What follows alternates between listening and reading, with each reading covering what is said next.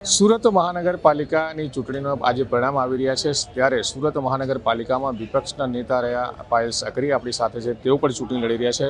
પાયલબેન, કેટલી આશાઓની ઉમ્મીદ છે આમ આદમી પાર્ટીની કેટલી સીટો આવશે અને આપની જીતને લઈને શું કહેશો? જી, પૂણા વિસ્તારના લોકોએ 2021માં ખૂબ આશીર્વાદ આપ્યા હતા અને 5 વર્ષ દરમિયાન અમે લોકોએ જે કામકાજ કર્યા છે, અમે જે વિસ્તારમાં લોકોની વચ્ચે રહ્યા છીએ, સંઘર્ષ કર્યો છે, તમામ લોકોએ જોયો છે ને તમામ લોકોનો 5 વર્ષ સતત સંઘર્ષમાં સાથ આપ્યો છે।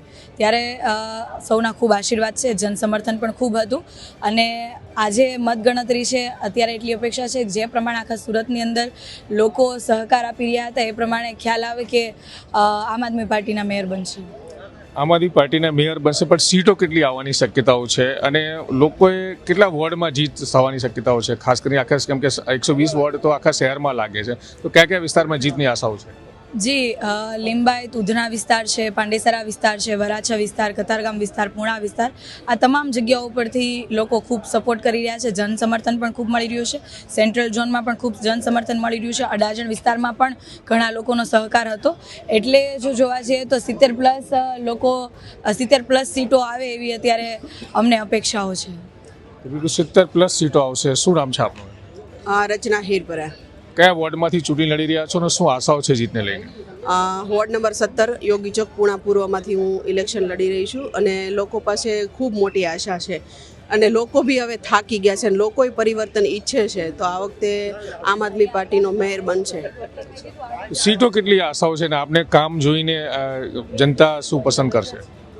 65 થી 70 જેટલી સીટો આમ આદમી પાર્ટીની આવશે એવી આશા છે અને અમે 5 વર્ષ અગાઉ પણ કોર્પોરેટર હતા અને લોકોના ખૂબ કામો કર્યા છે, એ આધારે અમને વિશ્વાસ છે કે લોકો અમને સહકાર આપશે। શું મુદ્દા રહ્યા હતા ખાસ કરીને ચૂંટણીમાં પબ્લિકને જ્યારે આપ પ્રચાર કરવા જતા હતા, કઈ રીતે સમજાવતા હતા? ખાસ મુદ્દા તો અમારો આમ આદમી પાર્ટીનો હેતુ એ જ છે કે બાળકોને સારું વિનામૂલ્યે શિક્ષણ મળવું જોઈએ અને તમામ લોકોને આરોગ્ય વિનામૂલ્યે મળવું જોઈએ। ખાસ મુદ્દા અમારા એ છે। તો બિલકુલ આમ આદમી પાર્ટીની આશા અપેક્ષાઓ આપ જોઈ રહ્યા છો કે કઈ પ્રકારની છે। એમને સત્તા હાલ દેખાઈ રહી છે કે 70 થી 80 જેટલી સીટો એમની જીતવાની શક્યતાઓ છે અને જે મતગણતરીનો કેન્દ્ર છે ત્યાંની હું આપને તસવીર બતાવી રહી છે। અલગ જે કર્મચારીઓ છે, જે પોલિંગ એજન્ટ છે, બૂથ એજન્ટ બનાવ્યા છે, જે એ અત્યારે હાલ અંદર પ્રવેશ કરી રહ્યા છે। પોલીસ દ્વારા એમની તપાસ પણ કરવામાં આવી રહી છે। મોબાઈલ પર પ્રતિબંધ મૂકવામાં આવ્યો છે, કોઈ પણ અંદર મોબાઈલ ના લઈ જઈ શકે, પ્રતિબંધ મૂકવામાં આવ્યો છે। હાલ આ જે તસવીરો છે ગાંધી એન્જિનિયરિંગ કોલેજની તસવીરો છે અને ત્યાં આમ આદમી પાર્ટીના લોકો ખૂબ વિશ્વાસ વ્યક્ત કરી રહ્યા છે કે તેઓ મહાનગરપાલિકામાં ચૂંટણી જીતી જશે। સંજયસિંહ રાઠોડ, ગુજરાત તક, સુરત।